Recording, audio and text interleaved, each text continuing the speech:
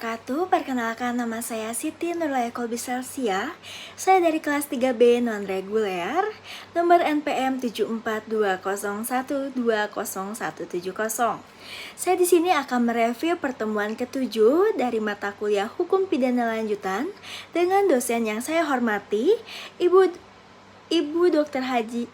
Profesor Dr. Haji Heni Nuraini SHMH, dan asisten dosen Bapak Dr. Rendes M. Rendi Aridhayani SHMH.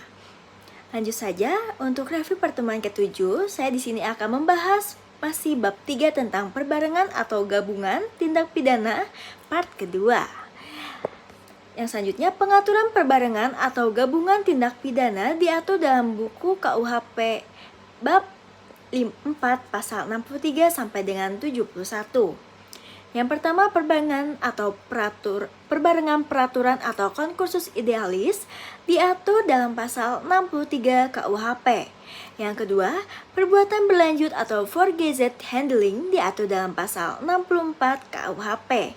Yang ketiga, perbarengan perbuatan atau konkursus realis diatur dalam pasal 65 sampai dengan 71 KUHP.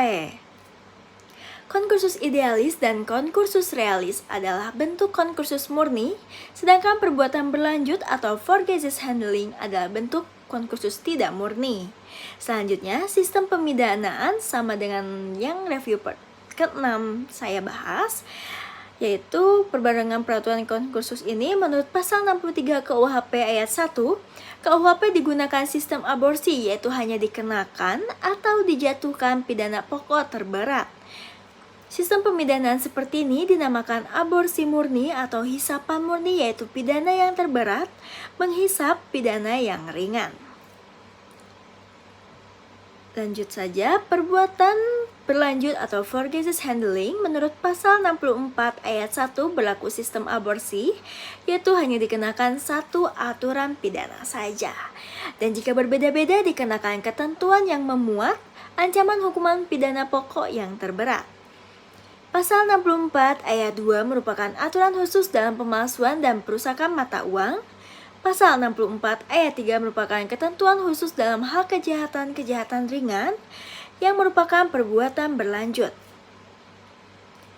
Menurut MVT, syarat perbuatan berlanjut adalah yang pertama ada niat yang merupakan perbuatan yang terlarang. Kedua, di antara perbuatan-perbuatan tersebut dilakukan tidaklah terlalu lama. Yang ketiga, tindak pidana yang dilakukan haruslah sejenis. Selanjutnya, perbarengan perbuatan atau konkursus realis diatur dalam pasal 65 ayat 71 KUHP. Konkursus realis berupa kejahatan yang diancam pidana pokok sejenis, yaitu terhadap kejahatan plus kejahatan. Nah, pasal 65 yaitu hanya dikenakan satu pidana dengan ketentuan bahwa jumlah pidana maksimum tidak boleh lebih dari maksimum pidana terberat ditambah sepertiganya. Aborsi yang dipertajam atau diperberat, contoh, A melakukan 3 jenis kejahatan yang diancam pidana masing-masing 4 tahun, 5 tahun, dan 9 tahun. Terhadap hal ini, pidananya adalah 9 tahun plus dalam kurung sepertiga dikali 9 sama dengan 12 tahun. A melakukan 2 jenis kejahatan yang diancam 1 tahun dan 9 tahun. Dalam hal ini, pidana yang dikenakan adalah 10 tahun dan bukan 9 tahun plus dalam kurung sepertiga dikali 9 sama dengan 12 tahun. Karena melebihi jumlah maksimum pidana untuk masing-masing kejahatan. Contoh, Joni melakukan pencurian dengan ancaman hukuman pidananya 5 tahun melanggar pasal 362 KUHP. Dan Joni juga melakukan pemerkosaan melanggar pasal 285 KUHP yang ancaman hukuman pidananya 12 tahun. Serta Joni membunuh si korban melanggar pasal 338 KUHP. Wah, ini ada 3 kejahatan yang Joni ini lakukan. Dengan ancaman hukum pidananya 15 tahun, terhadap perbuatan ini Joni dijatuhi hukuman pidananya 15 tahun plus dalam kurung sepertiga dikali 15 sama dengan 20 tahun penjara.